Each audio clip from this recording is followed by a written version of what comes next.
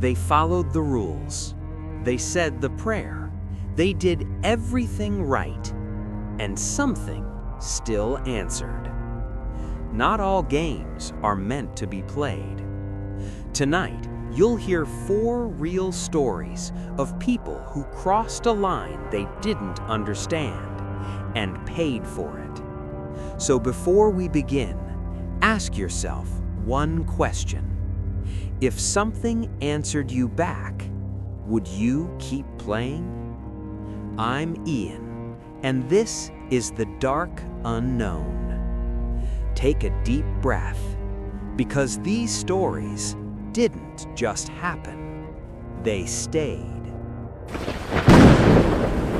My name is Gabriel, and this happened in 1998, back when we were just stupid teenagers looking for something to scare us. We found it. Me, Miguel, and Alex. We had all heard the stories, the glass game, like a Ouija board, but worse. People said it worked. People said it answered, and people said you should never play it twice. So of course, we did. We skipped school one morning and went to Miguel's house. His parents were gone. The house was old, quiet, too quiet. You know that kind of silence? The one that feels like something is already there. We drew the letters, wrote yes, wrote no, placed the glass in the center, sat around it, and laughed. At first, it was nothing. Jokes, stupid questions. We were sure one of us was moving it. Then suddenly, bang!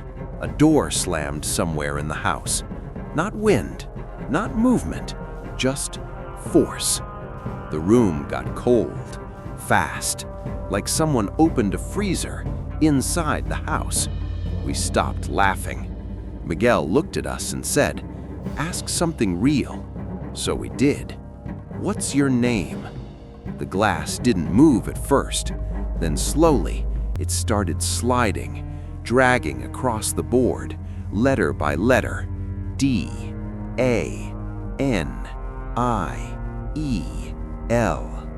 Daniel. Miguel froze. His face went pale instantly. That was his cousin. He died years before. And then Miguel did something he shouldn't have done. He started asking questions, personal ones, things only Daniel would know, and every answer was right. At that moment, we all understood something. This wasn't a game anymore. We asked to stop, politely, carefully. "Can we end this?" The glass moved to yes. We didn't wait. We ended it, said the prayer, put everything away, and we should have stopped there. But a week later, we went back. This time, it felt wrong from the beginning.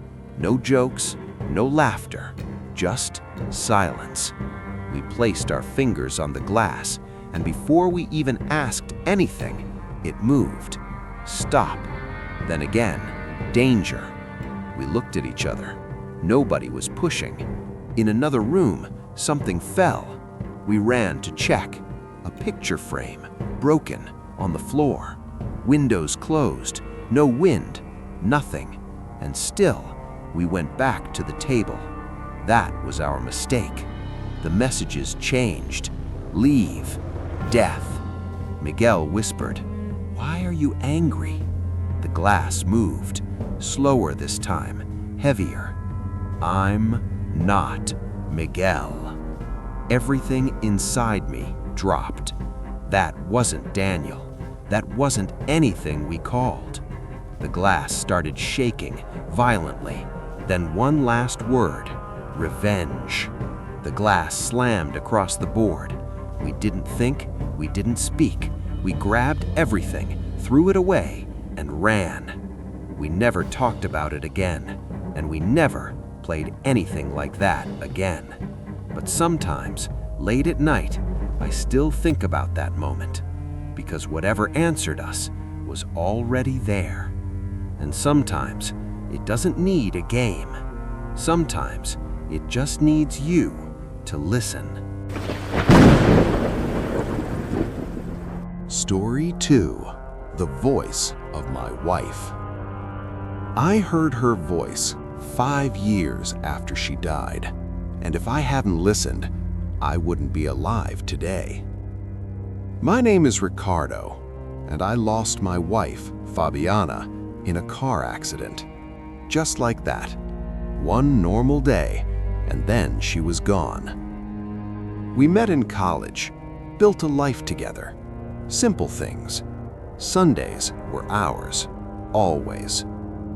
After she died, everything felt empty, quiet in a way that hurts. But eventually, you learn to live with it, or at least you pretend to. A few months ago, on a Sunday afternoon, I was sitting in the backyard, cold beer in my hand, listening to a soccer game on the radio. The sun was setting, that golden light, right before everything goes dark, and I remember thinking, Fabiana loved this. Then, suddenly, the radio stopped. No static, no warning, just silence. I tapped it, shook it, nothing. And then I heard it. My name, soft, clear, right behind me. It was her voice, exactly her voice. Not similar, not close, perfect. My entire body froze. I stood up slowly, heart racing. Fabiana? Nothing. Then again, closer this time, calling me. I wasn't thinking anymore. I just followed. I walked inside, step by step. The house felt wrong, too quiet, too still. I followed the sound to the bedroom, and when I got there, nothing. Empty. No one there. Then suddenly, crash! A loud explosion from outside. I ran back to the yard and froze. A massive tree branch had fallen right where I had been sitting. The bench was destroyed, crushed. If I hadn't moved, I slowly picked up the radio, turned it on. It worked perfectly, like nothing had happened. And in that moment, I knew that voice was real. She didn't come back to scare me. She came back to save me. Since that day, I don't feel alone anymore, because somehow, in a way I can't explain, she's still here. Story 3. The Skeleton on the Road. It was 3 a.m. We were driving home, exhausted from a party, and that's when we saw it. Something no one should ever see. Something that doesn't belong in this world. My name is Bruno. My friend and I were driving back from a party in Ribeirão Preto to San Jose do Rio Preto. The highway was empty, dark, silent. We tried to stay awake by talking, laughing, joking. But then the road seemed different, and that's when we noticed a car on the shoulder. At first, I thought it was just someone having car trouble, but as we got closer, I realized it wasn't normal. It was a hearse, and the driver was dressed like a skeleton.